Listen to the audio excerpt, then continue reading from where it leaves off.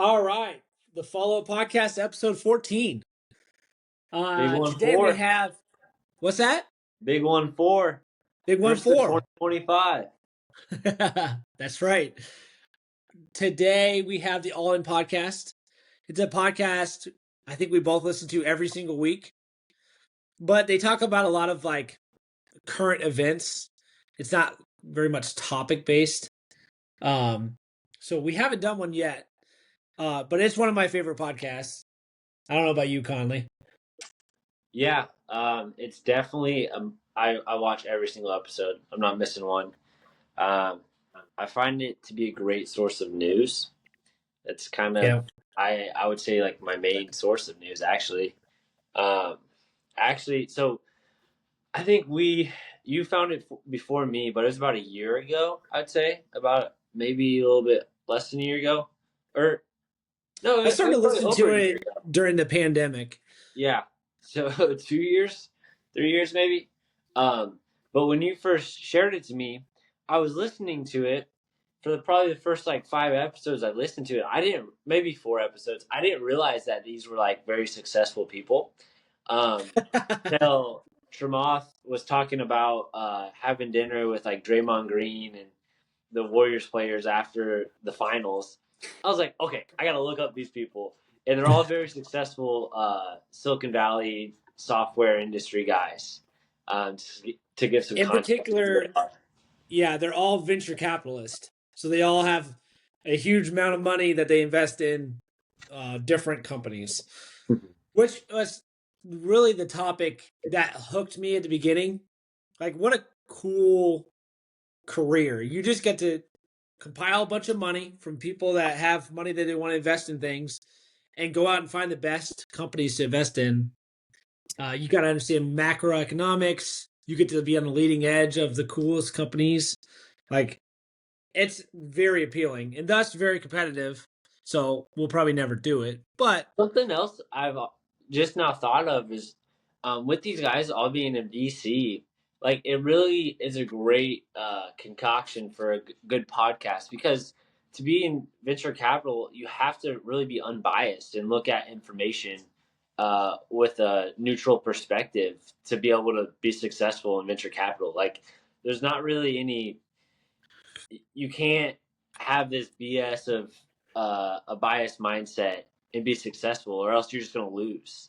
So that's kind of yeah, I haven't thought about that, but it kind of makes sense that venture capitalists would be a great like media source in the fact that they need to be unbiased to be good at their jobs.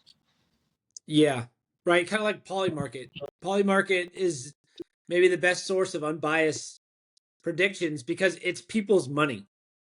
It's not, you can't grandstand. You are betting your cold hard cash on the result. And that's kind of what VCs do too. I think, I guess getting into it, one of the coolest things, I don't think this is in any of the predictions, but one of the coolest things about 2024 I thought was Market. Ooh, that is a good one. Because like it polling just I think they had the Polymart CEO on All In at one point, and he talked about it, or he was on another podcast. But like the whole polling process was so like just rotted. There was no merit to it. I think one of our many common themes in here is show me the incentives, I'll tell you the outcome. Yeah. And polling is like the definition of that. I never understood who answers these polls.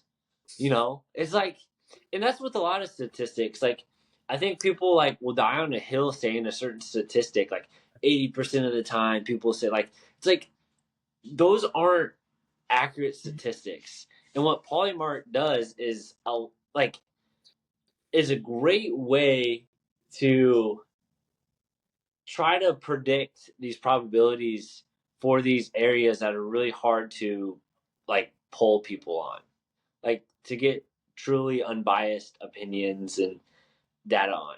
So it's really cool. We could probably have a whole episode just talking about it. But it's like, it's so when you do your MBA, one of the first things you do is like statistics, and they talk about wisdom of crowds, and they show how mathematically crowds, large groups of people are better at predicting than even experts. And Polymarket takes it one step further, and you get the wisdom of crowds because now the whole world can place their bets. But you also get the people that are more confident are placing higher wagers. So it's not every vote's equal. The more confident you are, the more impact on the outcome you have, which I think is it multiplies the accuracy in my mind. Mm-hmm. I mean, it's kind of like the aspect of just like a free market. Like in a free market, the best product's gonna rise to the top, and when you have a free market for predicting, the Yeah, accurate, like the truth is gonna rise to the top. right, Like there's no right. BS. And you don't have a free market on those, mainstream media outlets, right? Mm-hmm. When they're predicting the future. Do you see those clips about um the Pelosi ETF and the reverse Kramer? Not reverse Kramer, but So the the Pelosi one's hilarious, but the reverse Kramer, there's that guy on MSNBC that has the board, and he's like sell, sell, sell, buy, buy, buy, opposite. and yeah, so they made an ETF that invests in the opposite of what he says, and it returned 46% this year. That's crazy. And so just to put that in perspective, that outperforms the best experts in the world. And so Nancy Pelosi won. She was 54% best ETF this year, but only 8 points behind the person that literally does insider trading is this reverse Kramer, which is hilarious. I mean, talk about irony. He needs to work on his insider trading. Well, like you can tell, all of what he's saying isn't financial predictions. He's trying to fluff. Oh, so he's trying to He's get. trying to pitch, the insider company, the incumbents, rather than actually predicting the market. So additionally, what's really cool if hopefully you have an understanding of Polymart at this point, but All In has done a deal. So like after this episode, they're gonna have some Yes. predictions in Polymart, which is just like it's a cool world to be in. Like Yep. it's almost, you know what it is, when you're like watching movies and stuff, like you're just watching, right? It almost feels like we're just getting closer and closer to like interacting with the Participating. content we're watching. It was just Yeah, it's a pretty cool concept. it is. It's really cool. The I went on the Polymarket app, and it has way more now. It's growing fast. Like it has, you can look up the top ones. You can look up like creator tab. You can do sports. You can do pop culture. Like there's a lot of weird ones on there, and they just put the criteria, and you can bid. Anyways, at the very bottom of this episode, I had a list of, I think it was 5 interesting Polymarket bets I wanted to go over with you. That'll be But back to this podcast. So All In, it's missing Sachs, which is my favorite person. One of the reasons I like this so much is you got Chamath in the middle. You got Friedberg, which I probably most align with. He's very free market based. He's probably closest to a libertarian. He likes to stay out of politics, but I would say if I had to put him in a camp, he would be libertarian. And then you have Jason, which is the woke, you know, stereotype, and you have Sachs, which is, I would say, not the Republican stereotype. The Republican stereotype I think of is like grandma, where she's just, or it's like this old white guy that just like repeats whatever Trump says, right? He's like the super smart, savvy, does his research and knows how to counter woke guy, and he just constantly slams Jason. I love it. Like, but he's Jason. missing now. He got a Trump cabinet appointment as the or crypto and AI guru. Uh, So we're missing him right Czar. now. Czar. Czar, that's right. I'm Um, ready for him to come back. so I guess on top of that, I'm interested during the election. I kind of got tired of Sachs. Like he was way too, he got too far, right for me. And I thought there was like a 2 or 3 episode span during like right before the election where I thought Friedberg was winning a lot more of the arguments. Like Yeah. Sachs almost got he was like delusion to his own like thoughts and He plans. got I wrapped up thought into Friedberg was, politics. and it was the first time that I like was way more in agreement with Friedberg, and I think it just displays how well the dynamic of the podcast is balanced. Yeah, it's That very they balance balanced. each other out that well that for a whole like 10 episode span, I can just be on the same page with Sachs, and then Friedberg just has great points, and you're like, oh, Friedberg's awesome too, you know? Yeah, that's right. And it's But not like CNN where they have their token Republican and it's like cats fighting in a room. They're still friends, so it's cordial, but they're not afraid to go at each other's opinions. yeah, they call each other's bluffs, but they're humans, right? Like they can live with each other being not in agreement, you know? And then you got Chamath, and he changes his opinion the most based on what he hears, which is another good example to watch. Mm-hmm. He can just be fluid. All right, let's dive into these. Yeah, Um, so we're gonna go over each topic that they predicted on, and we're gonna say our own predictions and what we agreed with or disagreed with what they said. yep. And I have some comments on their opinions, just to kind of tie into what they had. But why don't you start us off with biggest political winner for 2025? Yeah. Um. So I'm not a big political guy. So with that being said, I am predicting, and I this is probably pretty obvious prediction or pretty typical, is that taxpayers are going to be winners in the sense that Doge is going to be able to um, really clean out a lot of the corrupt and the guck of our federal government and our taxpayer dollars. So I like I that a think lot. that one seems pretty mainstream, which is fine. So hopefully, mainstream's right in this sense. Well, so Um, you're essentially predicting that they'll win the get rid of the red tape and I get rid don't of the see waste and fraud. has Elon ever lost? No, not to date. No, Not to date. he And doesn't lose. the question is how much will he win? Yeah, Right? I mean, I think there's a ton of government fraud and abuse out there. But when I think about it, like, okay, let's say he goes after. I'm trying not to say exact examples, but I mean, you have multi-year contracts. Like they talked about cost plus being a very bad model. I completely agree. It is not. It is not the best incentive structure for the taxpayer. But a lot of those cost plus contracts are huge investments over 10 years. You can't pull the rug on that. Even if you show it as like, hey, look how much we're wasting, that their contracts. The deal's already been done. You can't take backseats. So yeah, but I think like it's like in those situations, like if you do take backsies and you just rip it out and start with a new contract, right? Like, can no, you you're legally find? binded. You can't. You can't. Oh, If you make a deal with me for the next 10 years, I provide you 100 bikes a year. That's a legally binding contract.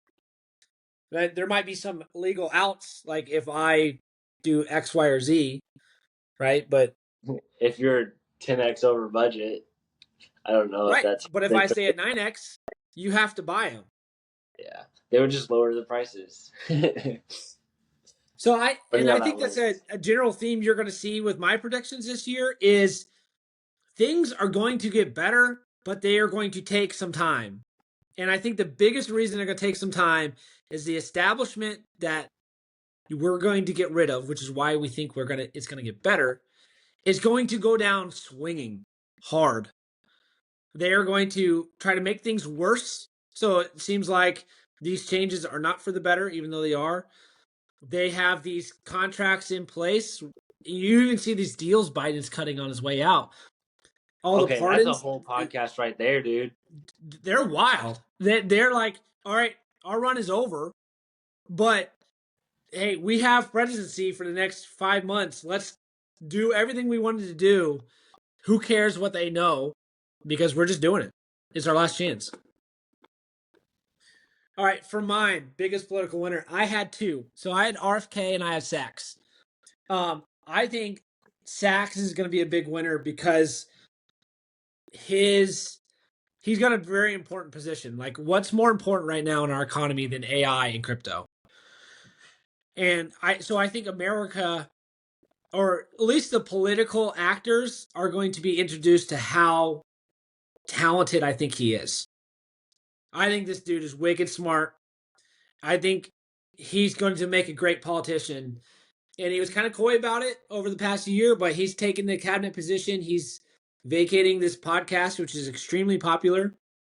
And I could see like this being the stepping stone for Sachs to go for some big positions. And I think he will win a lot of people over the next 4 years, particularly this year. And then I think RFK, when I look at the Trump coalition, RFK, Tulsi, Vivek, Musk, Vance, they're the reason he won. They're the reason we're so optimistic. But Trump is in his second term. He can't run again. So how long until these people start aiming at each other for that next Republican nomination or even independent nomination? I think RFK is currently in the best position to get his agenda done. I think he's going to be able to say it.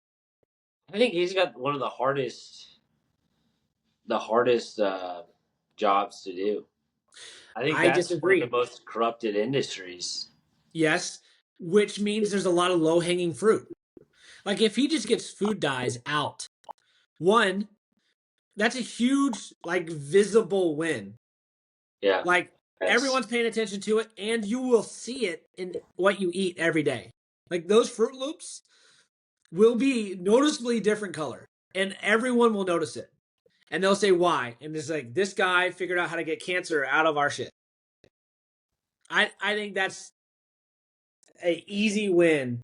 Just in dyes. I mean, there's a million things you have to do to get the FDA on track. But just that one would be a huge win as far politically. So I think RFK, he's the most in the center, I think. And Tulsi would be the other one, but she has a lot of haters.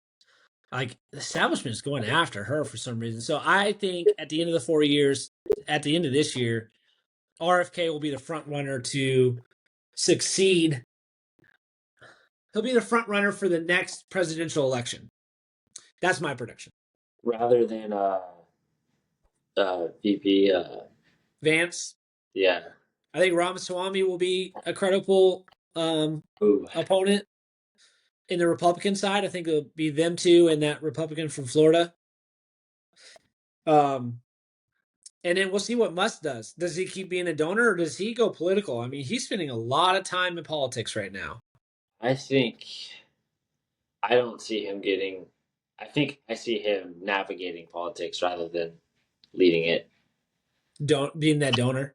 Yeah, because I And then mean on the he can do relatively maybe more from the outside. yeah, we'll see who the Democrats elect. That'll be interesting. But I think So RFK I think I think is the the most left. center. I think the left hasn't reached their point of having to recenter yet. I think at like the end of this year, if a lot of a lot of these things become successful, I think that's when the left starts to come back. But I don't think they have yet. I think they're just right at the end, and they're about to come back to the middle and be somewhat or be more reasonable. Um, but I think That it's going to take these RFK, Doge successes from them for left to really come back to the middle for the next election. So Friedberg had a really interesting prediction about socialism coming back. And I think he's too early on this one. I don't think it'll happen this year. But I do think at the end of the 4-year term would be about the timeline where you see all this disruption happen. Mm-hmm. And I think he's got a good point there. I think that's how the left attacks the next president. Is they say, look at all these rich people getting richer with AI, with robots. They're taking your jobs. They're leaving you nothing. We need socialist programs to take that wealth back down to the average person. I mean, I we think could that would be their platform. genuinely be at the point of needing those programs. Like for Yeah, someone I in the mean, middle, if like I could see it being a genuine argument in 4 years. right, if half the people have lost their job in 4 years to these technologies, I think all 5 out of those 10 people would vote left. Because what other options do they have? Mm-hmm. If I lost my job and I couldn't compete with the AI for my position, I would vote for socialistic, ideas. Yeah, I agree. I think 4 years is a far enough time out to where those things can happen. Like, and it could Yeah. like genuinely be that scenario. It'll be a different world in 4 years. Yeah, I mean, already from this election to 4 years ago, the last election, a lot of things have changed. From 2020, from 2016, Yep. everything's changed. Like it's crazy. 4 years, man. It's a good time frame. Whoever decided that one, good job. All right. What about Biggest Loser politically? Uh, I have a cop out here. Doge, or sorry, biggest loser, biggest political loser. Sorry, federal employees that are Ooh, being attacked or audited by Doge. that's right. What I do you think do for again? Doge to be successful, what? What do Oh, you do I'll be again? Why fine. aren't you in the office? What's Oh your yeah, job? yeah. I thought you were talking to me. Yeah, I mean it's gonna be. I mean they have just been, feeding off their incentives, their lack of incentives, and I know I see a lot of remote work still. Um, I think it's going to be a pretty easy cleanup job, and it's going to be a slap in the face for a lot of those federal employees because they're Yeah, used to being able to hang around. they're comfy. So, yeah, I'm building off my first prediction, doubling down. I have a close. Mine's close to that. Mine's the deep state. I think the declassified files, the Doge findings of fraud will be so blatant, so popular that they will have a huge impact in their ability to remain anonymous and in power. So when I think of deep state, I think of centralized. They centralize the media, they centralize our regulations, they centralize our food sources. They're in control of most of these things, and at a high percentage, it's centralized control. You see stuff like cryptocurrency, also Polymart. It's a layer two crypto application. It's decentralized. This whole aspect of decentralized, like just in general, decentralize everything. Like I feel like it's weird. It's a connect. It's a stretch of a connection in my head. But I think like the movement of crypto and decentralized is like affecting these other areas. Because I genuinely think Polymart had a big play in our election, and that's a decentralized technology. Like Yeah. it's maybe a stretch, but I see the connection in my head, and like it's like an abstraction of decentralized solutions. Like I in my head, I see it all connecting as in like almost like a part of the movement of crypto and decentralized technologies. Yeah, it's interesting. I I think there's something there. It's like there's some momentum from it. Mm-hmm. Yeah. But I think the biggest thing for crypto is it's the first alternative to the centralized. It's honestly a good competitor.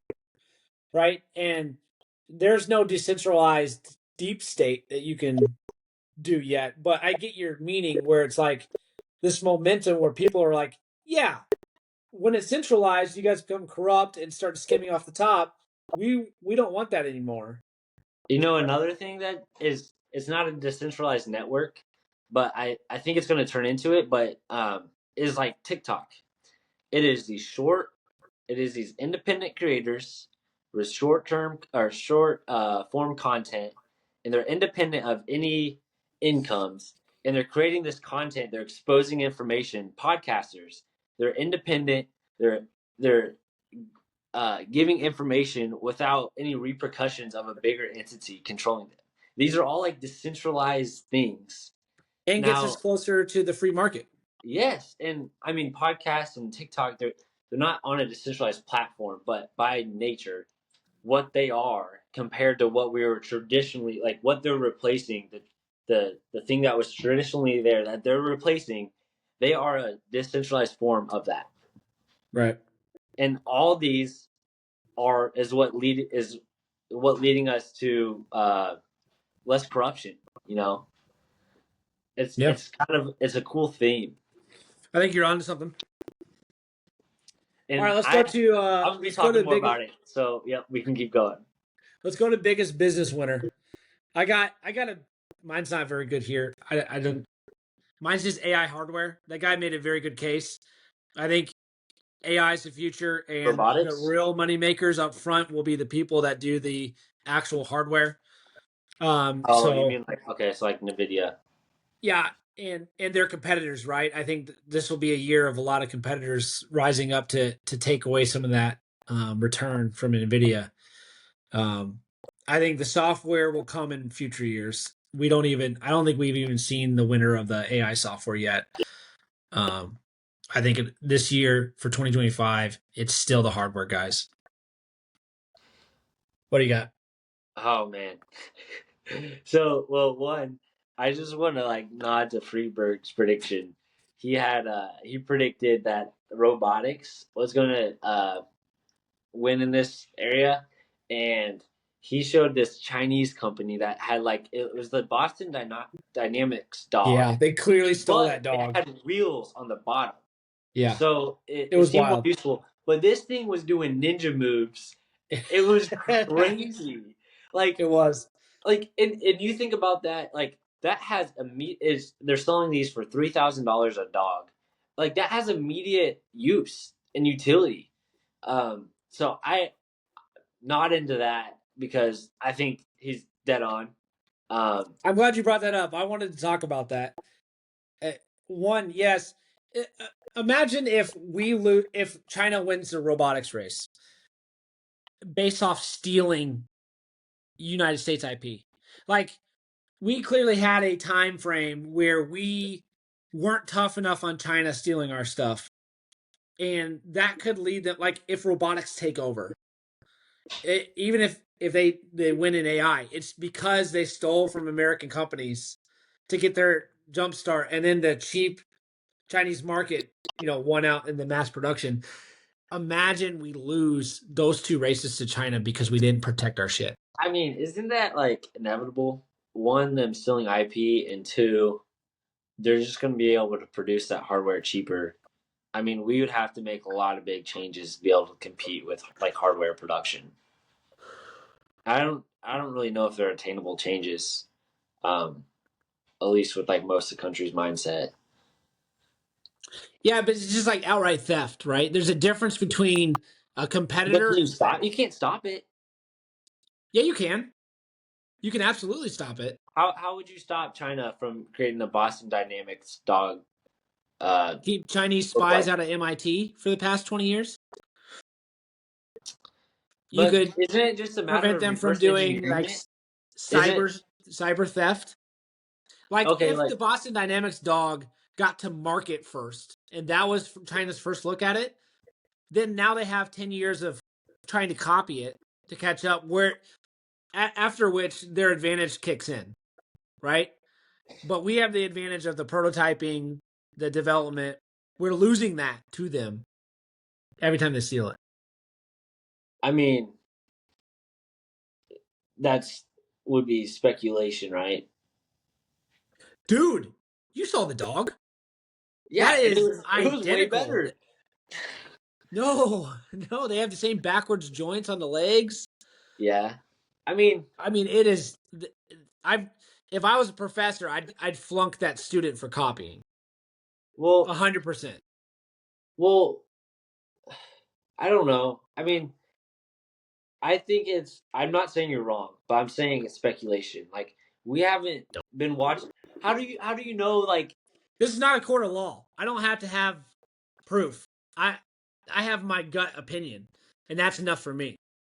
Guilty, I would say it's likely. I don't know if it's guaranteed. Like guilty, you're and they're saying, known for doing it. dude. I feel That's like their whole thing. I get it. America is the innovators. That's our mindset. That's the story we're told. But like, you don't think that they have innovators there? You don't think they have like No, no, none? not nearly as You don't think much. that's biased opinion at all? You don't think other No, countries I have don't. super smart people? I think that's totally fair. So one, they send all their best students here to learn because we have the best schools. That's another. It could be like there's no When's evidence the last? that they So send their out of your very high best school here. class, what good student went to China for college? Can you name one? No, but they have enough people. They don't need imports.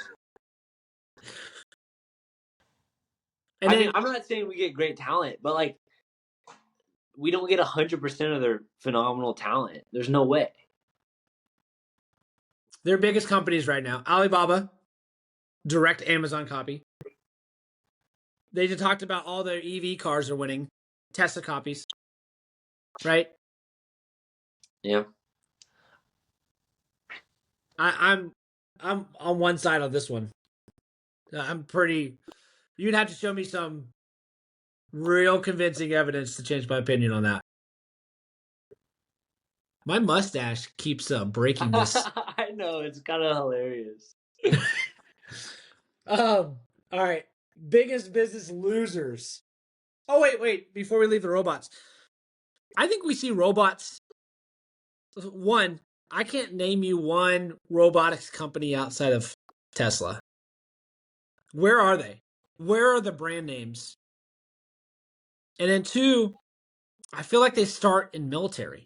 Don't you? Don't Yeah. you like feel like the first big mass production robots is military? I Where's that would say contract that at? before 20 in 2023 I would have said that. But now I don't see a world where someone beats Tesla. Do you see a world where Tesla wins a big military contract first? Like they did with SpaceX? Right? SpaceX makes most of their money from Starlink, which is a private company, but a huge part of Starlink is all the defense contracting. Yeah, maybe. I mean, I think there are a lot of new software defense companies. I think they're going to be competitors, and they might be more likely to get those contracts. So Maybe I don't know, but I'm I rooting don't for them. see I don't see one of those defense companies making a product that then turns commercial before Tesla. Like I think Tesla's got way too big of a media presence and like they're just winning What in if? every aspect. They're winning in But performance. They're winning in image. yeah, They but, have the but money. wait. What if the military deems it as weapons technology, like they did with the rocketry? They should. They should, right? They absolutely should. Or it's going to end up in a Chinese freaking thing. You know it. You know it will. Optimus version China point oh will be out next year. Yeah, yeah. That's I mean that's inevitable. I mean that's what But is that company that Friedberg was saying. They do have it was a $60,000 robot as well.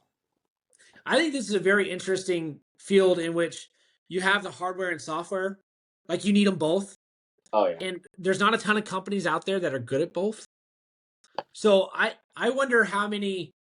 That was my biggest business deal. To skip ahead, sorry, Yeah, we to can go out of order. let's just go to that one. We'll get into it. So you I can had just new robotics companies, and I think in particular it's going to be the Apples The companies with a lot of capital Pause, dude. buying up these small robotics Apple has so far to go to win in any new technology.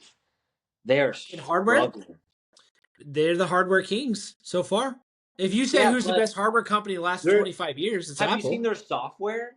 Their software has been failing dramatically for the past 3 years. They quit their AI program.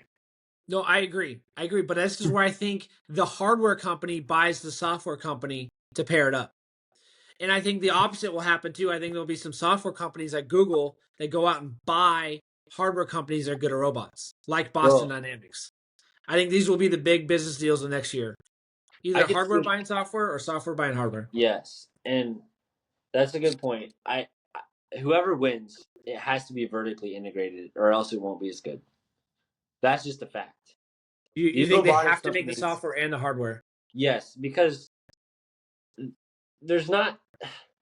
You could have a good plug and play product, but I think a vertically integrated robot is just going to be better. Because it's going to be optimizing every aspect of that robot, and like the training would be, I would assume, better programmed and better trained. The models would work better with the native body of the robot, Yeah. and prices would be cheaper. Like I think it has to be vertically integrated. Do you That's what so? I picture a robot that's vertically integrated in its movements, but like let's say you're making a bartender, like and Apple builds this bartender robot. I don't want to talk to Siri for the interaction with the human, right? I want to talk to Google.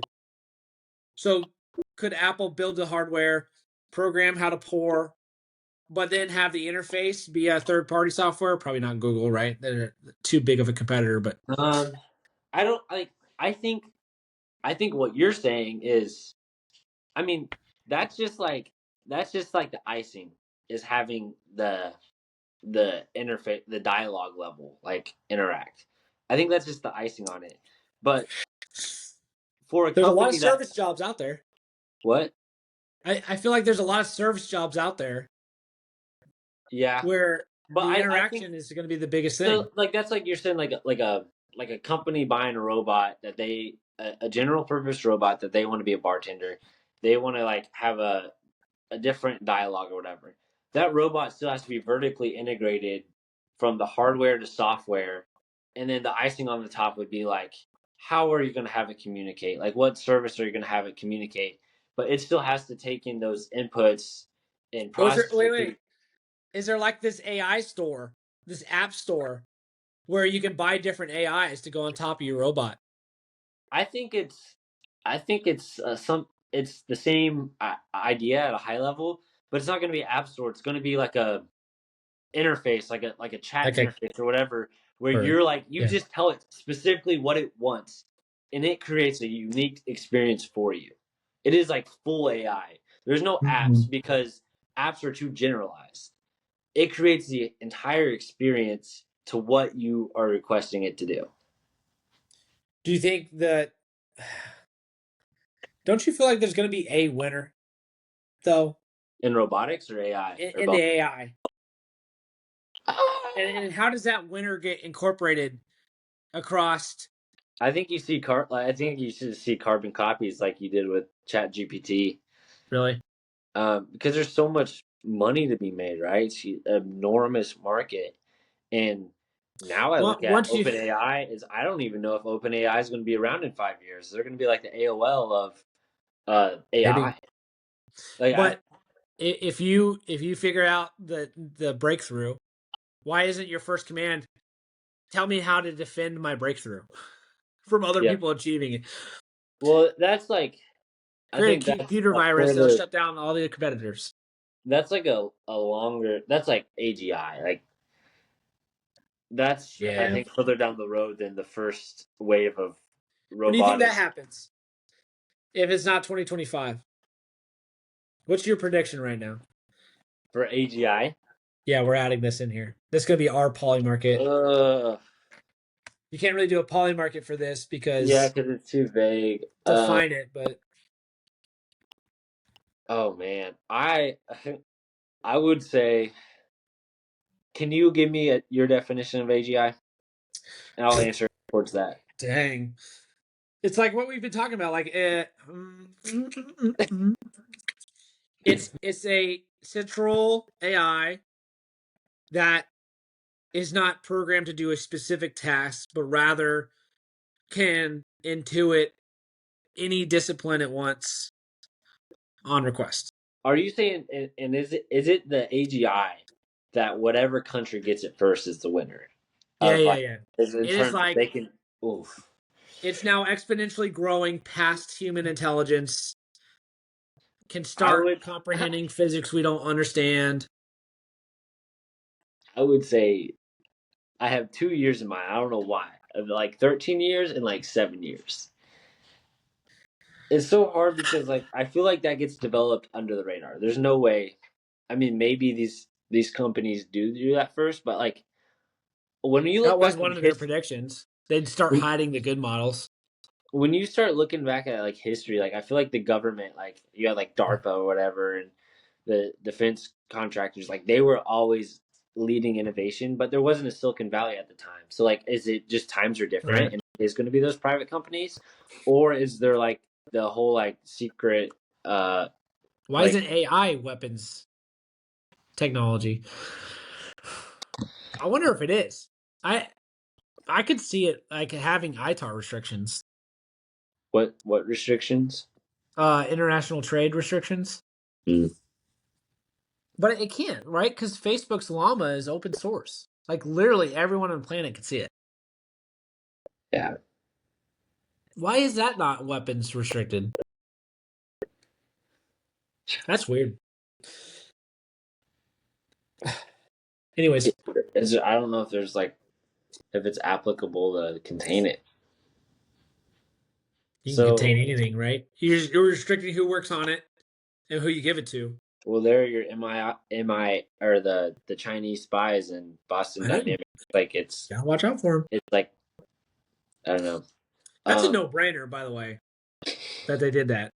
I can't believe we let them do that. I don't blame what them. was that topic we were on there? Biggest business Biggest deal? business deal.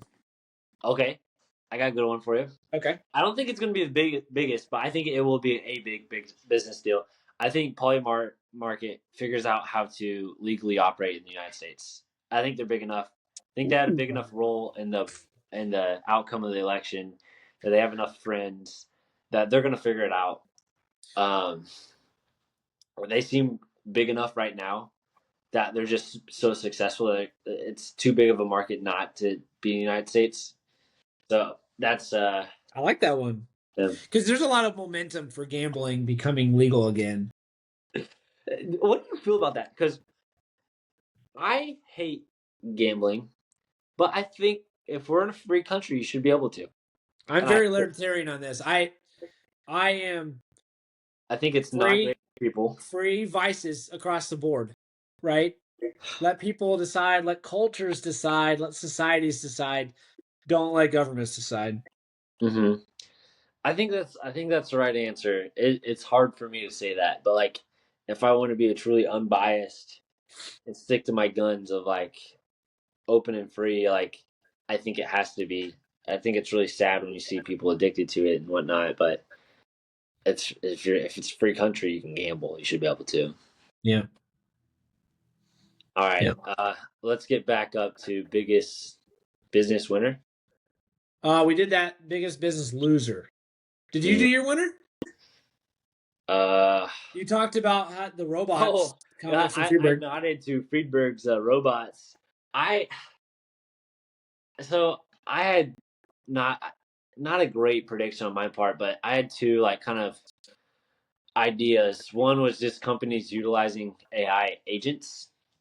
The first companies to have the positions open up of AI implementation consultant and implementation engineer. I think I'm gonna stick to my guns and say that's going to be a real thing in the future, and it's going to be like the first industry pop up for AI.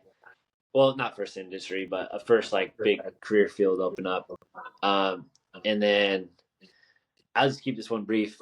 I think crypto with Trump getting into office, with a crypto czar being a position now. Like, I think development and progress in the crypto industry is going to bloom. Um, I have more to speak to that here in some future predictions as well. Okay. Let's go to loser. Biggest business loser.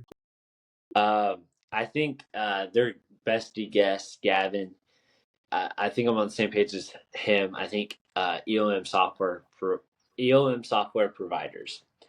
So EOM software providers, they usually create what's called COTS products, COTS, custom off the shelf. Commercial off the shelf. Uh, Right? Not custom. I That's the think it's opposite. so. It's like Anyway, not custom. yeah. It's like generic. Well, no, so like, gosh, if I'm, um, anyways, um, I gotta look this up because it's gonna, yeah, commercial off the shelf. You're right. But we have a lot of it in our design, to be fair. But so like, I guess tell me if I'm wrong, but COTS is the products are usually like 98, 90% complete, and that last percent they get customized for each customer. I think I what think it's I like see, 100% complete, and you kind of it's not customized to you. That's kind of the point. Like Excel would be a COTS software. You could oh buy Microsoft yeah, Office COTS. yeah, you're right. I got the wrong acronym. Anyways, EOM software is typically like that last percent, at least from what I've seen, companies Yeah, I've worked at, the last percent is last 10 to 1% is customized for the right. implementation into that enterprise. I'm sure I there's a think, good name for it, but I don't know what it is. uh, yeah, I thought it was COTS, but it's not, I guess. So I think this is what AI is going to be really good at doing, helping develop software that is 100% customized for these enterprise companies. Yeah, So and cheaper. yeah, Chamath was always talking about it'll be cheaper yeah. So to do your Chamath own custom. started this past year. He started a company called 8090. It's 80% of the product features with 90% less of the cost. Um, I think that model is going to destroy a lot of the EOM software companies. Yeah, he's just trying to undercut all the big expensive I mean, ones. there's a lot of money there. Oh yeah, yeah. When you start seeing Workday ads on the Super Bowl, you know there's a lot of money in it. Yeah, Workday is not good. I'm sorry. It could definitely be undercut, but I think it's what you're missing with that prediction is how much like HR and corporations just love the non-risky approach. Nothing can go wrong with Workday. If anything goes wrong with Workday, hey, I picked the same software 100 other Fortune 100 companies picked. Mm-hmm. Don't blame me. It's not my fault. I think the corporations are so anti-risk that offering that safe choice is a pro, even though it's less efficient and more expensive. I think that is a great take, but I will stick to my guns in the fact that if you can get down 90% of the cost, whoever is paying 90% less for all of their in-house software or all the software they're using is going to be a lot better competitor in their industry. Yeah. It'll win Like that eventually. is 90% of cost of like I would imagine that would be a big number in these enterprises. The amount of enterprise software they have, they cut 90% of that cost. Like that's, I mean, maybe But it's not. I don't think Boeing will ever do that. Well, And I think that's why the establishment but eventually that's why loses is Boeing's they losing. stop adopting the competitive practices. I think it's the new guard that will adopt those. Yes, but I think that is an aspect of why those companies will lose. Companies Yep. not progressing, Yep. not innovating, they're going to lose. And I guess Yes, maybe sir. it's not this year.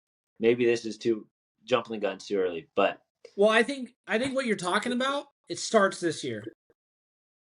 Those options, those competitors, they start this year. mhm. And we see them really take root in the future. But when you go back, it'll be 2025. They started attacking those established software giants. I think you're right. Hey, can we pause real fast? I guess. Sure. Pause. There's no I don't. pause option? I don't want to stop the recording and have Okay. to like I gotta pee. try to splice it.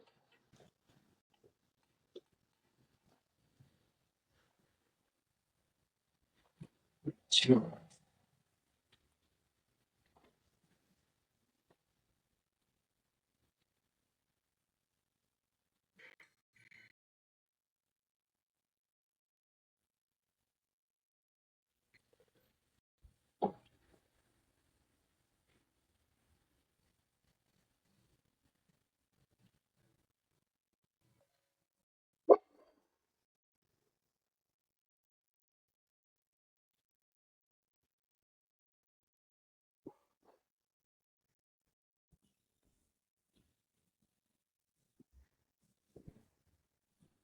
Thanks, Mom.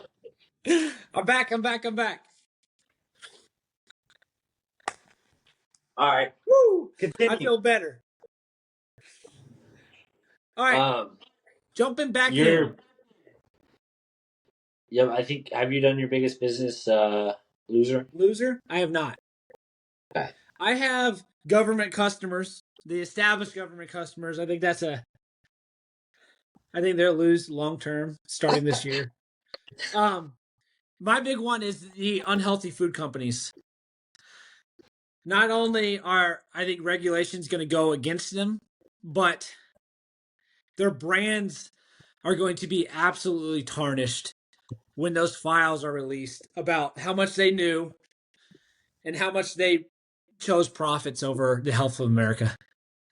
I think they're Nestle. Um, what are the other big food ones? Dang it, they're not coming to mind. There's some giants out. Coca-Cola.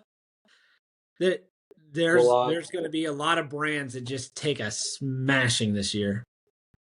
That's my Yeah, prediction. I feel like they have so many like subsidiaries, and they're so like intricate, and they're like convoluted Yeah, ownership that they would like just do another subsidiary and yeah. they would still survive.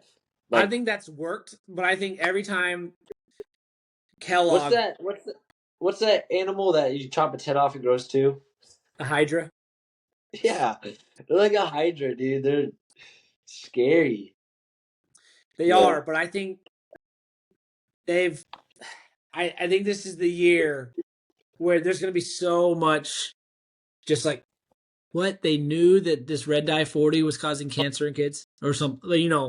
Just as an example, that they're just going to get hit all year long, plus regulations on top of them. I think they are easy targets for political figures to dismantle. And one of the biggest revelations of the election was all the moms that typically vote left went right because of this health agenda that RFK brought to Trump. I think it was huge, and I think it's going to be a big piece of the political debate coming up is what side of MAHA Maha yeah, do you you know land it's on? like I Friedberg says this, and I think Chamath does too. Is they're like, why is this a polarizing topic? Like, why is the left not agreeing with? Like, how are you not on the side of Right. health? So I Like, think the left will. I think they'll bring RFK back, or at least try to. I mean, Or that's them winning. That's them coming back to the middle. I hope I for think their so. sake. Too. But what that means is kind of like the big social media companies have been an easy target for both sides of the aisle for the past 4 years. I think now it's the big food companies become the easy political target for both sides of the fence to agree on. These are the bad guys. We got to go get them. I hope so. I mean, we saw none of that this year from the left, so Yep. hopefully they didn't burn a bridge with RFK because it feels like they did. Yeah, but I think even if they don't repair that bridge and RFK doesn't run Democratic, I think the person that wins the Democratic side will have that in their list of big things. We'll see. We'll see how deep in the pockets those companies are into the left. 'Cause I'd be surprised if they join Maha. Well, so that kind of pivots into my next one, most contrarian belief. I think things are going to get worse before they get better. And the reason I think that is I think that establishment is going to go down swinging. And I've already mentioned it, but we've seen it with Biden. Kind of at this last throws, they know their time's up, and they're just blatantly doing these pardons and these big executive actions. I think we won the political vote. The people got what they wanted. Anti-establishment. I think that's what it is. But I think it's got to get worse before it gets better. I think the economy's got to get worse before it's better. It's propped up on those government spending that we've had for all these years. And just like getting off a drug, you're going to have withdrawals. So I think a lot of good things are to come, but I think it's going to be painful to get there. Yeah, I would agree with you mainly on the aspect of the economy. I feel like it's done way too well. I agree. And if doesn't it feel like something has to break? I can't put my finger on why exactly I feel that way, except as So like I don't see how American consumers continue to put up with this inflation. I don't know. I think money's fake, and I don't know. Maybe I think there's going to be a It's not though. collision. Eventually, you got to pay the piper. Like Who's the piper though? The like the U.S. debt is like that seems fake. Like they don't owe anybody anything. They're never gonna. I don't know. They're gonna they inflate the owe dollar, real banks real money right now. but the banks can't. They if all the banks decided they were going to collect all the United States debt, they can't, right? So therefore, No, they can. It's guaranteed. The government would have to default for the first time in history in order to do that. And then if they default, they can do that, but who's going to lend them money in the future? So either way, that ends.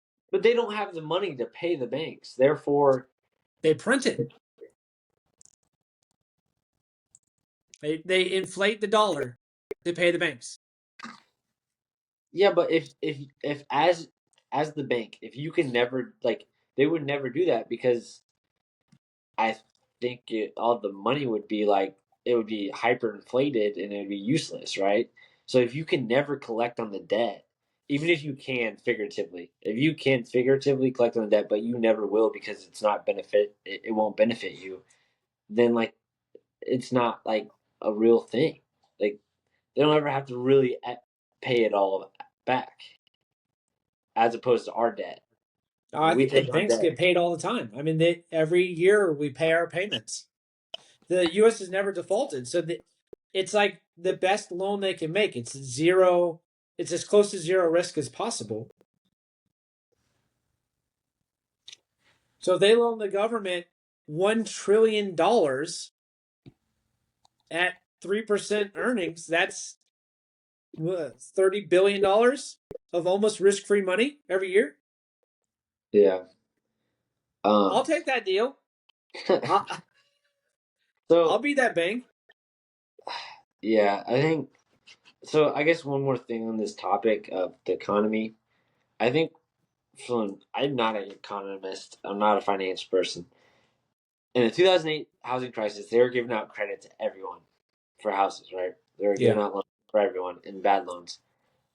Everywhere I look, it's uh payments. It's I can buy anything. I can go Yeah. McDonald's, pay with Apple Pay, and make payments on my McDonald's purchase. Yep. Every time I check out for a pair of shoes, for windshield wipers, for plates, it's make payments on it. Yep. I think that is going At to be, 0% too.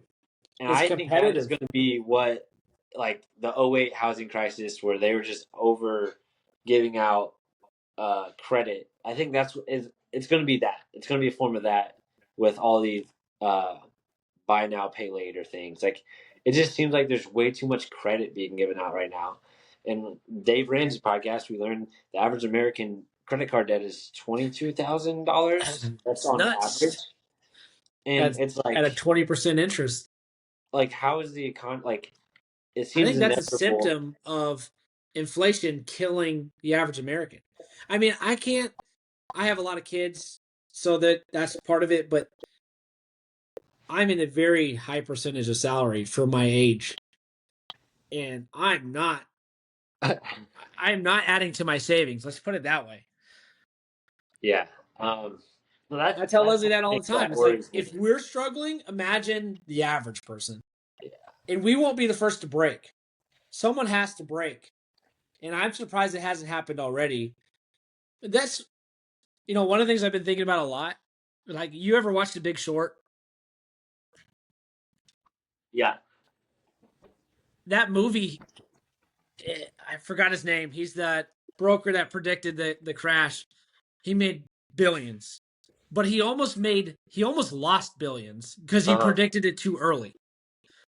And one of the things you learn when I listen to this guy. He's a doom and gloom on the economy all the time. He has been for 3 years now since I've been listening to him, and he's right in all the statistics he's seeing and how they're predicting a crash, but he's wrong. And he's more wrong than the people that are betting that the economy's not crashing because Yeah. he's early. I think he's early. And so part of this whole thing that makes this macro economy so hard is there's so many things that want it to keep going the way it is. It's hard to predict when the bubble is going to pop. Yeah. I mean, I think that's hitting the nail on the head of like predicting the economy is why it's so hard. Is Mm-hmm. because momentum, like you can say the economy is like ready to pop, but as long as momentum keeps it going up, then like it's not. It's And once the momentum stops, right? yeah. And Trump wants to do all these things, but he doesn't want the economy to pop. I Not on think his watch. I think I I think this is also where crypto is going to be a crazy storyline in our life, where how many things transform to crypto. Um, how do you like getting out a loan for your house change? How does there's just a lot of there's a lot of aspects to crypto, a lot of areas that it can improve, like um, Well, cost. the biggest one is right. It doesn't inflate it inflates mathematically, predictably, and if we're talking about Bitcoin, minimally, Mm-hmm. until it doesn't. And I think that's the biggest draw to it. Um, So we're on the next topic is most contrarian belief, right? yeah, yeah. What do you have? Uh, I think, I think so. What it will be, I think this is the year that we witness layer two implementations of crypto. We witness the actual promise of what crypto is. Polymart, great example. I think you see things like media platforms that no longer have the middleman of YouTube, Instagram, Facebook making profits, and it's just the content creators making profits. There is a middleman to be taken out of the equation in media. I think you see that. I think things like Wikipedia, it can be better implemented on decentralized networks. I think there's a lot of areas that have been promised to be implemented in crypto, like the layer two network is how I see it. And I think we're going to see more products. I think Market's really the first big one to come out. And people have been promising for a long time. And I think this is the year. Hmm. So Chamath's prediction was the what Stable is it? coins. The stable coins would have a big year. I think that's similar. I feel like if that was the case, if the YouTube and the Wikipedia was going to disrupt it, we'd already know the brand. It would be small, but we'd know it. In order for it to have its big break, like who is the YouTube? Because But they're that's like definitely saying, setting themselves up to be disruptive. I agree. They're abusing their customers and their but creators. so I'm okay. How about this? Do you agree with the idea that in those areas there's room for innovation? Oh yeah, oh yeah, Specifically, so huge if and a lot of there money to be is made. if there is room for innovation and efficient, more efficiently costed, like the creators are getting more money. Like if there's room for that innovation, it's inevitable for that to happen. Like you can't compete. Like it's because this is. Yeah, but when I just do you think that those companies are founded and blow up in the same year? Uh, I don't know. I'm just whether they're founded or they blow up this year. I think they are in development this year. I think. I agree with you on that. I think I that's the think. call. I think you're right I on that one. and I don't know. I think Market is a phenomenal example of how quickly it can blow up. One, and two, how cool and how progressive these innovations are going to be. Like genuine innovations in the fields that just blow polling out of the water. Like polling looks so stupid when you think about Market having the same or being the same addressing the same issue. You know, Yeah, it's like that is a two-step functions better than polling. Like maybe three. Polymarket was launched in 2020. That's just like a data point. Mm-hmm. But I think you're spot on. Where maybe the thing that upsets YouTube is made this year, right? Based off the crypto technology. Yeah, and I am not involved enough in like the news in that field, but as far as decentralized products, solutions, they just what software has done and is so good at doing is it takes out middlemen. Right now, a lot of these software companies are the new middlemen.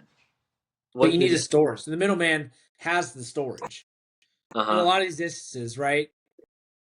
The YouTube, the Wikipedia, it is they get their cut and they get to do what they want to do because they have the massive amount of storage. Yep. And imagine the people own these companies now. Like it's truly decentralized. Like I just think it is a big enough area of innovation. It's inevitable, and I see it. You know, like it feels like it's clicked in my head. Like these are Mm-hmm. areas that are going to be affected. let's let's let's slide on to best performing assets because one of my I had two on this one. I think Bitcoin's an easy one here. It's a slam dunk. The one thing I wonder about Bitcoin is how much of the Trump boost already happened. I agree. Right. So that's the big question in my mind. It'll go up. How much? Did it already have its doubling under Trump before the election, or does it have another doubling in it? I don't know. My unique best performing asset that I had was land in the middle of nowhere. And this one might again be too early, but I'm just looking at this disruption coming, and I feel like people don't like to be close knit. They don't like to be crammed in all these little cities. But the cities are where the economy is, and if this whole economy is disrupted by AI and robotics, Are you saying I we're think going to people just decentralize? Our population's going to oh decentralize? yeah, as soon as it can, as soon as it can. And so I think this year is the year to buy land in the middle of nowhere, and I think it'll be one of the best performing assets over the next decade. It's well, one, it's a deflationary asset, or it's an asset that isn't affected by inflation. As in, it's this kind of same thing as Bitcoin is you're never gonna have more of it. Well, Right. I guess Bitcoin's not quite there yet, but that's the idea, right? It's Yep. it's it's better than gold. Yep. You're promised it till in a million years we're occupying On the another. moon or on Mars. Yeah. Or on Alpha Centauri. Yeah, no, that's I mean, I had Bitcoin again. I can't tell you specifically why. I just have enough information gathered. I have a gut feeling that it's here to stay. It's only going to go up and to the right. And I have like thoughts, but my Bitcoin crypto understanding, I haven't had enough information to where like I'm great at conceptualizing it and explaining it. But that's what my gut's telling me. Um, we can go on to worst performing asset. What You're do you good got? with that. Yep. Um, man, I kind of hate how much I'm repeating myself. I was with Gavin here that I just think this EOM software is gonna this EOM software companies are gonna they're gonna be disrupted, and I think this is the year that we're gonna see that disruption. I had cars. I think when this economy, if it does pop, Are cars are you going to be too the only first early? thing to go. No, I think this year. I think I so I just bought a car. I didn't want to buy a car. I thought it was very poor time to buy a car. I had to because we just got too big for it. I think the car market is going to be a victim of the economy, and I think um it's if you buy a car now ahead of full self driving, you're buying a car that in 5 years is going to be obsolete. Right? If full self driving takes over and you have a car that can't do it, what is the value of that car going to be in 5 years? Yeah, I agree. I think it's gonna take a big hit with FSD. I don't see how you wouldn't if FSD became fully implemented and was just out there in the world and it was good, it worked out, ideal world. I don't see where Tesla doesn't sell like packages to install on existing cars. Like I or some company. Like if I mean, yes, cars You will need the take cameras, right? you just need 11 cameras. That's all you need. And you plug it in to the electric as long as the car has electric steering. All cars have braking and throttle control already through the computer. Uh, and I only believe that's true because we have cruise control and we have emergency braking. If a car can do those two things, that means it has enough capability to implement 11 cameras for FSD. Do you think Tesla's FSD would work on a gas powered car? Because they drive differently. I think that you strap on cameras for a year to gas powered cars and you could train a model if it doesn't. It doesn't take, it's not going to take that long.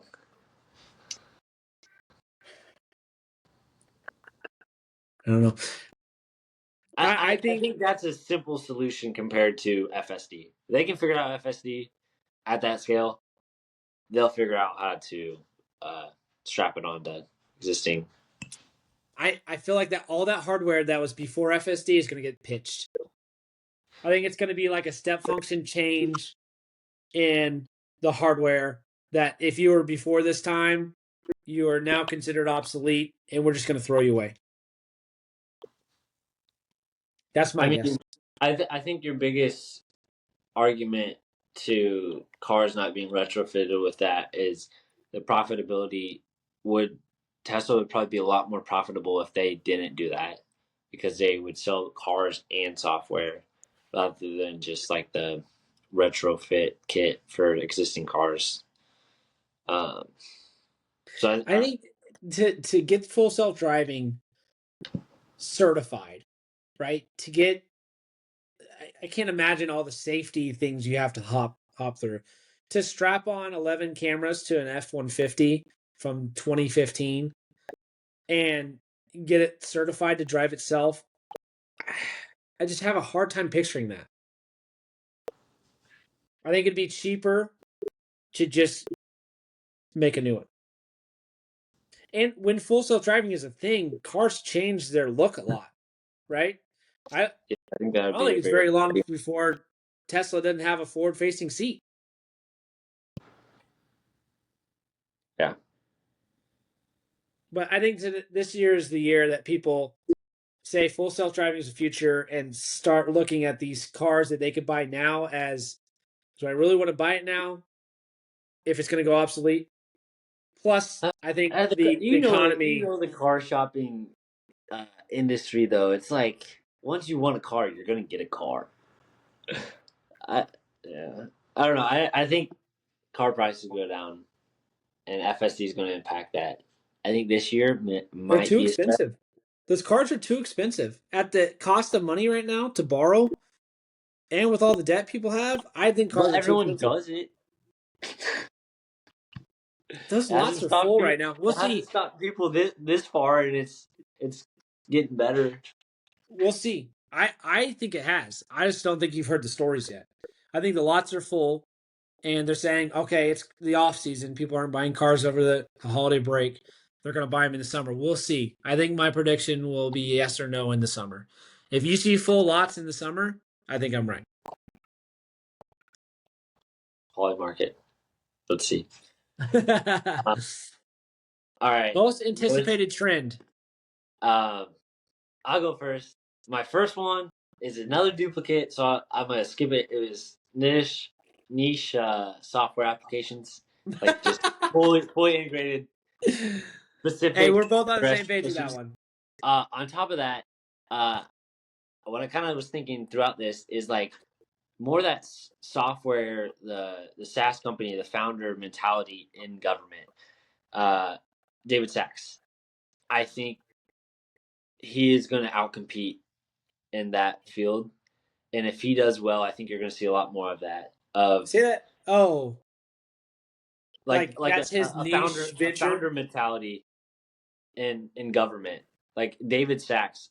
I think he has the opportunity to be so much better than the people already in that area and to cause disruption. I think you're going to see a lot more like government officials or employees have to be productive because they're going to have Oh, to compete with so people like the Sachs. trend is business people going into politics. Yeah. Okay. I like that. I hope that's the case. I think that's I like find it hard to mainly. believe that there's that I many, think if like, David Sachs is successful, it's like another inevitable thing of like he could be so successful that like you just can't like you have could be. to go that way to stay relevant. Yeah, could be. It's just so detrimental to your career to do it. I think. I think very few people could pull it off where it's a positive to That's their why career. it takes someone like him to be a trend starter and Yeah. prove that it's attainable. Especially if What they was take yours? insider trading away Yeah, and you're going to go to be a senator making $250,000 a year when he's probably making, what, $250,000 every week? You got to yeah. divest all your investments. I mean, I feel like there's enough David Sachs in the world for more people like him to surface. I hope you're right. I hope you're right. I've asked like, I would love to go into politics one day. I think I'd be good at it. I think I can make a difference. The older I get and the more I have a family and other things, it's like, dude, that is a big risk. Like, talk about risky. Like, that could ruin your life. Hmm. You immediately, the next day, you have people whose job it is to find dirt on you Yeah. or to put dirt on you, Hey man, you right? already If they started can't a find podcast. anything. You already started a podcast. That's if we're successful. Like I mean, you would. That's one of the things I've thought about when we did this. This is a risk more than it is a return in my mind, I kind but of I'm okay agree. with it. I obviously I made the decision, but my Side note, risk calculation was not a good one. I would like to talk about this going into the new year. How have you felt through the podcast or process of starting a podcast and continuing it? For example, when we started, I was on fire. Like I was like wanting to do it. I've been wanting to do a podcast like since college, and I've um, had many ideas like what I wanted to do, and so I was really excited when you wanted to do it. I think around like the 3 to 6 episode range, it almost became a drag, and now it's like it's so it's like second nature. It's just easy. Like I don't feel like it's a burden to prepare for it. I think I have a lot of fun. I've gotten my skills in talking have gotten better, I feel like, and Agreed. conceptualizing things. I've really enjoyed it. I think we're here to stay in terms of we're just going to keep doing it. Like, I think we're genuinely onto something. Um, I don't see us stopping. What are your thoughts on the process? Is the 2024 the follow up podcast? Um, I started with that risk calculation, and I was worried about it. I love it. I love doing it every Sunday, and I've come to the conclusion that if this never blows up, it will still be worth it. I think Mom might hate me saying this, but this has kind of become my church type of thing. Like every Uh, Sunday morning, we learn about something that's interesting and makes me better, and then we talk about it. And it's kind of just ritual. Like I have my coffee, I sit down and I watch my podcast, and then I talk about it with my brother, right? And I really form these opinions on these complicated topics. I love it, and I think it'll take 5 years before anyone's really listening to this, but I do think it will blow up one day. I've I changed agree. my calculation on that. I think it will be a thing. I have the idea. I want to grow my network uh, of people in entrepreneurship. Um, that's one of my goals this year. And I mean, I don't want to not to go in detail of like how I would do that, but I think it's going to come in from having guests on. I think that's how we expose ourselves. But I think as long as like we're refining our craft, we're getting a lot better. We're having fun doing it. If we keep doing that, and one way or the other, it's gonna pop. I think. Um, and then also while we're on this most anticipated trend, one thing I really liked about this episode was every year, New Year's, everyone wants to have new goals, right? But I think what is just as important is taking a step back and evaluating where everything's going to go this year. What's the future predictions? Like, why are you creating goals if you're not predicting what's going to change? You know, so I think it's a pretty cool process. Instead of just creating goals for the new year, like what are your New Year predictions? Like that could be a trend in the future. You Mm-hmm. know, it's like So what are your New Year predictions? That's a cool like thought. one of my latest job is agile hardware IPT, which you know before I got this job, I thought that was an oxymoron. Those two different meanings. Hardware design is not agile. One of the things I love the most about it is every quarter there's this PI planning where you plan what you're going to do for next quarter. And ours isn't exactly traditional, but I do love that every quarter for a week we stop and we plan. We set new goals. We look forward, and I think it pays for itself every quarter, which is hard to do. To pay for a week of labor every quarter, you have to have some insane returns, and we have seen those. And so that is one thing I plan on taking forward with me is this consistently looking forward and setting new goals type of mentality. Yeah, that's cool. I think yeah, it's a And I something like your not many idea people are about doing. like expanding our network of entrepreneurs and just like in general people that think like us. Like, and when I say us, this is my own label, but it's like ambitious, peak of their career individuals. And you know what's really cool about it? Because I was like, what would it look like if I was became friends with the founder of a company and I wanted to have him on? It's like, oh, it's really simple. I say, what is your favorite podcast, book, form of media? What is your favorite? Pick it out and we'll talk about it. Right. Like that's a great way to get to know someone. I agree. Like, what do they enjoy learning? What are they passionate about? It's like it's a really cool take on like a cool way to learn about somebody, and no one's doing it. I think we got a good idea going here, I agree. and Like also imagine Elon Musk being like, my favorite podcast is blah blah blah. and as a listener, that is so valuable. Agreed. What are the most successful people? What are they doing to learn? Yep. That's my question. I want to know. Yep. I agree. Can we swatch back real fast? Yes. My most anticipated trend is the declassification of documents. Ooh, cool. I like it. I cannot wait. I will be subscribed to the Doge Twitter files. I will have Cash Patel on my Twitter timeline.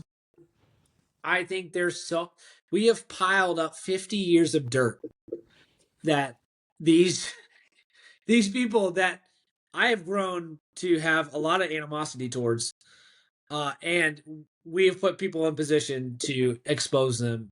And I got my popcorn ready. I can't wait. Yeah, it's cool. I mean, with everything, we just feel like as a audience watching these things develop, I just feel like we're closer to the action. Like we're more involved. Like just how media's played out. It feels like we're a lot more involved with what's going on with that stuff. Yeah. Um, But so that tags into the next category is most anticipated media. I have Doge Twitter. So that's kind of one too. What do you have for most anticipated media? Doge, as in Department of Government Efficiency. Okay. Yeah. Um, so this is just like off the cusp. I was like, I don't like watch that much stuff. Like I don't know. I like podcasts. I can't say that. GTA 6. I think that's gonna take over the world for like a month whenever it drops. I, as a manager, like seriously, it's going to be on my calendar. Like I think if you have a young workforce, particularly male workforce, you are going to see a dramatic efficiency drop for a couple weeks. I mean, it's gonna be huge. It is. Super predictions. I like that one. I like. I might add that as my alternate because I'm excited for it too. I can't get it, dude. There's no way I can commit my time to that. You're gonna not get it. Heck yeah. There's one of the things I admire about you, Conley, is your lack of like entertainment. Like seriously, but like I can't even empathize with your mindset. All right. Last thing we have super predictions. So these are the ones they're putting on Polymarket. Deportations over under 75K or 750K. Sorry. I have over. I think that if 750K of the estimated 20 to 30 million is a tiny percentage. I think you could blow it out of the Is park. that 4 years or 2025? 2025. So he has like 9 months to do it. I'll take the under. But the thing is like those numbers like I get like how do you prove those? You're like putting trackers on everyone you're I think that deporting? one's very easy. Right? When you deport somebody, that's like an actual it's like an arrest. It's an actual file that the government. It's like we've identified you as an illegal alien. We are moving you out of this country. I think that's a very I would say hard to fudge. All right, which one's next? The Magnificent Seven shrinks over 7%. Huh. I have over.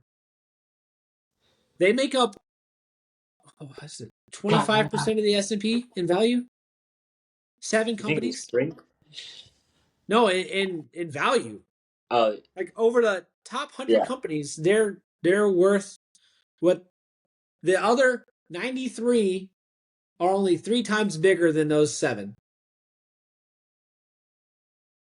Are you predicting they get bigger? No, I'm predicting they return to average. I don't know, man.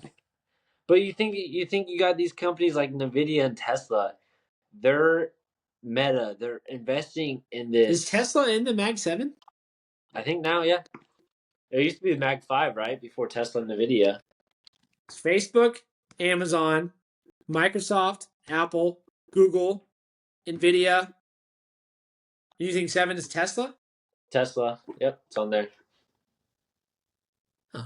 Because I'm big on NVIDIA and Tesla.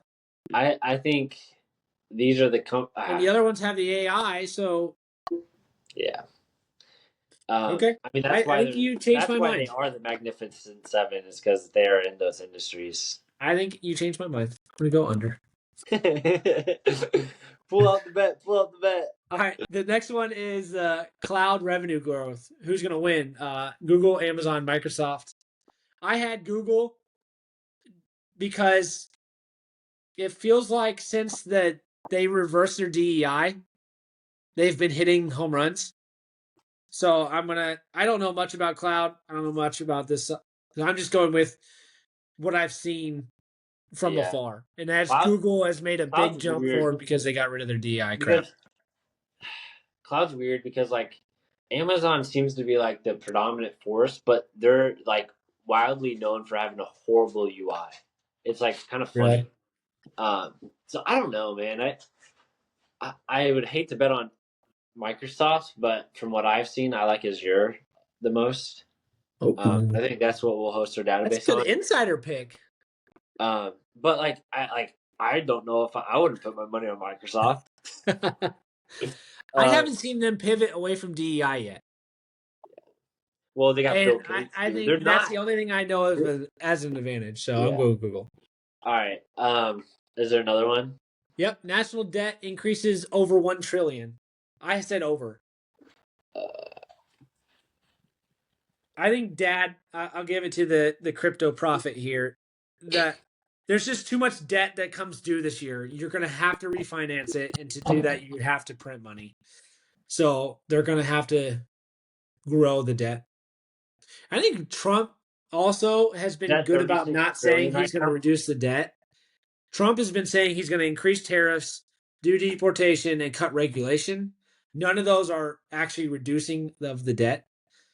And I think he wants a good economy when he leaves. So I think even though it's contrary to the rest of his, it's not contrary to what he's saying, but it's contrary to a lot of what we agree with. I think he will continue to print money. I'll go with you on that one. All I right, don't really last know. ones. These are the ones I found on Polymarket. And so the last two are crazy. All right, Bitcoin price. It'll hit in 2025. Here are what Polymarket is predicting. 5% of Polymarket thinks it'll be over $1 million. End of 2025. In 2025, the highest Bitcoin price will be $1 million, 5%, 250K, 15, 200K, 24, which is essentially a double. So that totals to 44% of Polymarket thinks it'll at least double this year.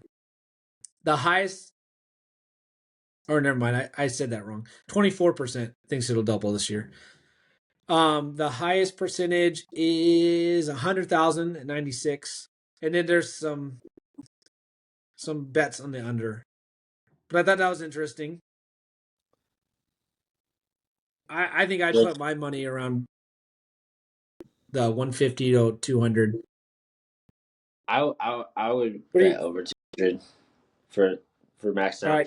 right. I've looked back at my Bitcoin predictions and I'm always under, which is like weird. But so I would go over 200. But last year was a big year for them. I mean, they doubled again last year. TikTok ban.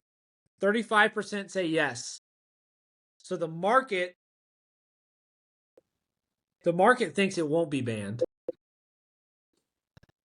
Yeah, I thought Trump had like outspokenly said it's not going to be banned. He said he didn't definitively say it. He said, I don't know, I like TikTok. I had a big influence on TikTok. So he's kind of like hinting that he's that way. Mm-hmm. I think 35% is a good prediction. I'm I leaning would, towards it won't be banned. yeah, I would actually. That's a bet I'd put money on that doesn't get But if they don't ban it, they have to do something about it being about the influence. Like banned. I I think it should really be like banned. TikTok. I I would never go to YouTube. I think YouTube puts too much of their opinion in the algorithm. TikTok is just simply what you want to see, what it thinks you want to see. I don't think China messes with too much of what it shows you, right? I don't buy into that narrative, but I do believe it's collecting an insane amount of data on us. So, Um, I would say that one of my prior predictions is this is the area. Maybe not next year. Maybe I'm too early, but the centralized platform takes over, where you can use AI to tailor your algorithm yourself. I mean, it's a network effect app. I think those things take a long time to happen, but I that's gonna one day. Like I think that's gonna be the long term direction of media. You have another one? Fed rate cuts in Oh, 2025. ugh. I would hope so, but I think Trump. I don't know. I don't know enough about it because isn't the Fed like isn't that kind of like left leaning in terms of people running it? They say they're center, or they say they're non-political. I think Right. Powell was appointed by Obama, so officially he's a Democratic appointment. I think. I'm not very sure about that.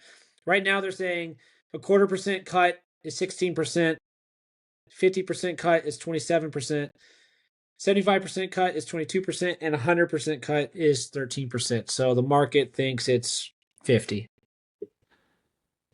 Yeah, seems fair. I bet Um, I would bet it gets cut this year. these last two are the fun ones. You ready? Yeah. New pandemic in Pass. 2025. What do you think the chance is? I think the. I'd say no. I'd say no. I'd The bet no. market will resolve to yes if the World Health Organization declares any disease a pandemic between January 1st, Oh, 25 and December. maybe then, because that's like those people. That I mean, that's where you talk about a deep state. I think And their incentive is to say that everything is going to end the world to that's give us their more funding. that could be that last ditch effort of like we Market gotta. thinks 19% chance. I bet Uh, it thinks that solely because they think that they're gonna come after Trump's reputation and mark like That's how they got him his. last time. Yeah. All But right. that What's was at the end next? of his thing. Um, the last one, nuclear detonation. What do you think the market thinks is the chance? I would say they give it about a 20% Dude, chance. you nailed it. Really? Oh my God. I would have said like 1%. That is terrifying. There's a 1 in 5 chance a nuclear bomb goes off this year. Well, Man, I hope that's wrong. it would be somewhere not in the United States, which I is what we agree do with all the that. time. I agree with that, but 1 in 5. 1 in 5 Dude, chance. And yeah, if that happens, the chance of total destruction across the world is not great. Right? Or I guess it's a high percentage chance that one is a domino effect to the whole world ending. yeah. That's terrifying. Oh my gosh. All right, that's what I had. So I saw the section super prediction. So I made a super prediction that Ooh, okay. uh, X slash possibly Tesla. I've heard this in a podcast. I don't know what it was. I think it was a crypto podcast, but that they acquire a big company like Uber, some company that helps them become the everything app. I think they are on a silent, like not so silent mission to become the everything app, and I think they're going to make some big moves in X this year. I think big moves are inevitable, and I think big moves are acquiring market space in different areas like transportation. If X becomes so, was it this podcast where they were talking about Uber acquiring X or X acquiring Uber? Yeah, Jason was talking about M&A in that ride sharing slash full self driving department. The only reason I think they wouldn't do that is because they might not need to acquire Uber because they could just vertically integrate, create that themselves, and they don't need to market their customers base. But I think we're going to see X take on a decentralized currency and have their pay platform, um, like PayPal or Venmo. I think that is coming up soon. But I just they're going to make some big moves this year, and I'm kind of excited to see what they do. Um, I've actually started getting on X more. Um, I thought Gronk was one of the better chat interfaces actually that I've used. Really? Hey, buddy. Um, so before we get off here, I have some bonus predictions for you, Dukes. Okay. All Hit right. me. What is going to be our first episode, like the number of episodes it takes for our first podcast to get to 100 listeners? What number? What episode number is it going to be? We're on 14 right now. We're recording 14. I think episode 100. So that would be about 2 years. Yeah. All I think right, we're gonna do episode this podcast for a long time with no one listening. 100. So Chris Williams talks about this a lot of Modern Wisdom. I've heard Galloway talk about it. You know, Galloway's been podcasting for 5 years now. No, He's but at 5 year mark. Chris Williams is at the 6 or 7 year mark. A lot of these podcasts that you know about that we talk about every day, I think they were founded like 5 or 6 years ago. so additionally on that, I think what is like misleading is the episode number because, well, like when I initially thought about it, I was like, oh, episode 100 will be at that this year, but that's like 2 years out, like one episode a week. Right. And then on top of that, I listened to it's one of my new favorite. I listened to 3 episodes the other day of Rich Habits. They're on episode 97, and they didn't have any viewers till episode 40, so they're about a year in, and now they're a top 10 financial podcast in the world, and they were awesome. They're two like average Joes. It was really cool. We'll have to do one on them. So my next prediction for you is this one. So this one's all in related. How many episodes will David Sachs be on the All In podcast in 2025? I hate this one because I think it's very few. I think he might be done. I think he might be I'm done. saying, I'm And that would break saying, my heart. I'm saying less than once a month. I'm saying 5. My gut was Hopefully, 10. hopefully 10. Yeah, My gut was good 10. prediction. I would like a Polymart prediction on that. I don't know if they can do that because what prevents like David Sachs from like betting on that? I mean, yeah. All right, next one. What? This is the last one I have. What hobby will I pick up this year?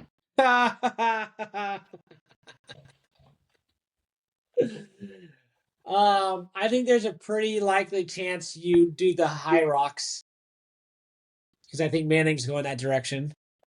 Do what? The high rocks, it's like a triathlon, but for CrossFitters. Oh, okay. I think that's up there. Sounds cool. Sounds cool. Um,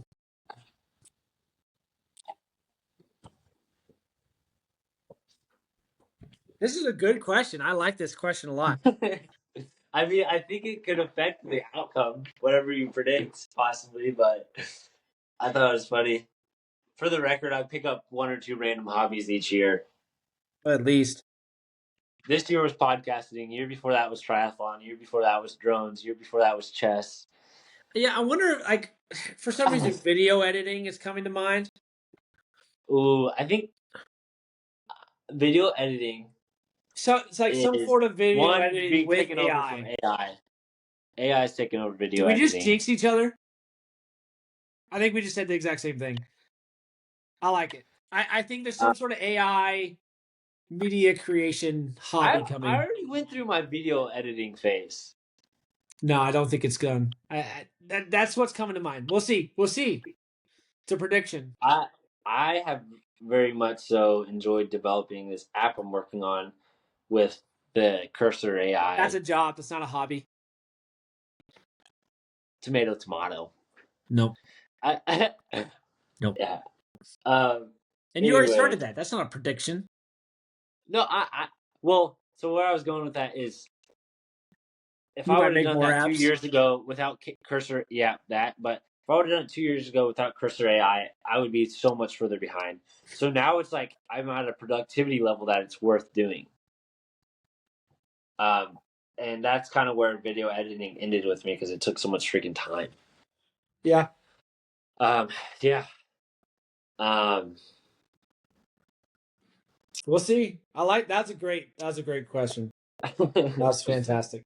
Yeah, I want to that's all see I what got. the whole family predicts on that one. Yeah, that'd be a good one. I wish you guys could do it in a separate group chat so I can't see it. in the new next year, it's like who hit. That would be funny. It would be fun to do like some like Poly Market for the family. That'd be cool if there's an app Oh, where is that an app idea? it's like you can place your non-money bets, Yeah, prediction markets. group predictions.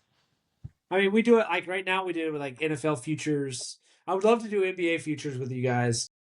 But yeah, that'd be cool to take family polls and see who gets the most right. It'd be fun. It'd be I, decentralized I feel because pretty good about the High Rocks prediction because I think Manning and Anna were talking about it, or Manning was talking about it. yeah, And that if seems like Manning does it, it's guaranteed Conley does it. well, that's like I would have if he sent me an invite, I'd have to because he's accepted my triathlon invites. That seems like it would benefit. It would be more in Manning's realm of competing. Like it'd be more his nature to do CrossFit Yeah, challenge like that. yeah. So I would be, I'd be disadvantaged. I'd be the underdog.